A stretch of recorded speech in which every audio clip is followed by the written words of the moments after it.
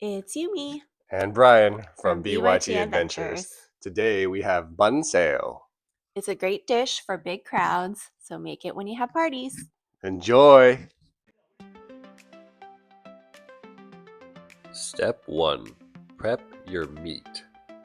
This takes the most time. Right here what we have is a slab of pork shoulder, which is what we found available at the market.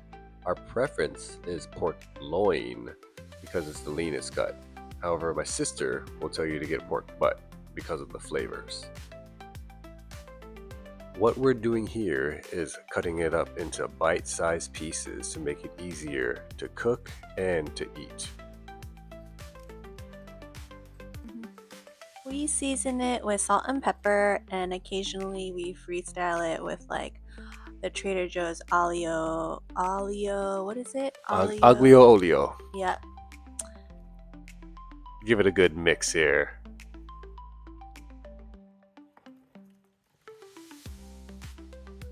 And then you're just gonna pack it up and put it in the fridge until you're ready to use it.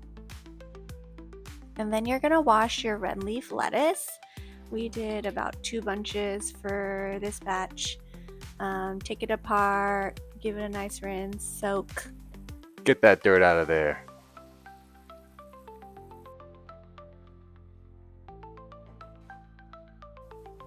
More stuff to prep on the inside. We have a big frozen bag of shrimp typically in our freezer at all times in case we need to use it for occasions like this. And we thaw it out a bit and chop it up into bite-sized pieces again. And the mushrooms too, slice them up. We use 6 to 8 ounces of mung beans, which will pre-soak for about 2 hours to soften them up, and then we smash them up in the mortar and pestle. You can find bags of Bánh Xèo flour that have packs of turmeric. Just mix it together. And then you add about a small can of coconut cream, which is 165 milliliters, and then 3.5 cups of water. You're basically just going to follow the instructions on the bag.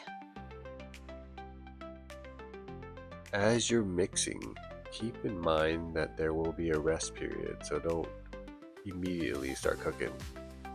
Give it a nice mix and try to get rid of all those clumps to keep it smooth.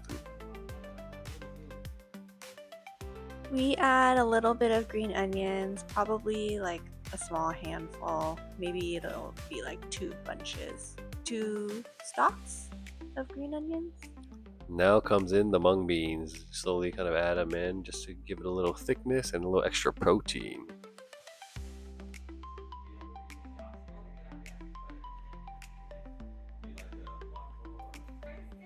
Once everything's prepped, heat up your pan with a little bit of oil in it and start adding some of the ingredients that need to be cooked first, such as the raw pork and the raw shrimp. And the mushrooms. Let's give that a nice chef toss.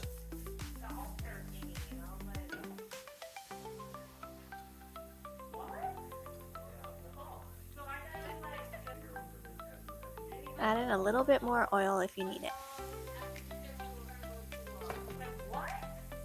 Now you're going to put in your batter. Kind of go quickly and then quickly swirl it around. And then you just kind of want to continue to swirl it so you get thin edges for the crispiness. Look at that thing go. Give it a quick cover for a minute or 2 to let it finish cooking. And then you're going to add in some bean sprouts. Just add in however much you want.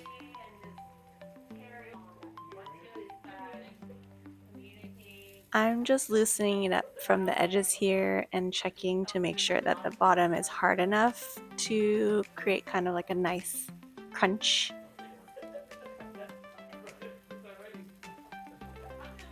Carefully get your spatula under and flip it over like a hot dog.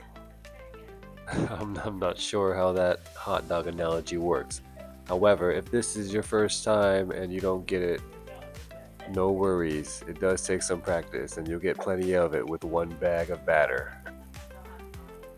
We didn't catch this on camera, but you can literally tip the pan over and slide the Bánh Xèo onto the plates. Time to wrap.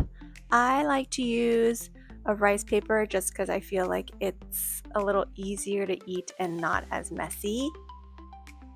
The best way to do your rice paper is dip it quickly, and you want to pull it out while it's still kind of hard, and that way you can kind of make it real snug when you roll it.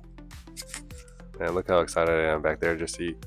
Well, we add in some of the lettuce, we throw some fresh herbs in there, the mint, some of the Bánh Xèo, and then we throw in some pickled carrot and daikon, and here she goes with her wrapping.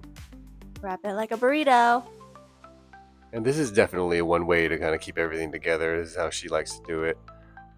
Traditionally in my family, what we do is we just get the lettuce, we throw some herbs on there, we'll throw some pickled vegetables, and then the Bánh Xèo, we wrap it that way.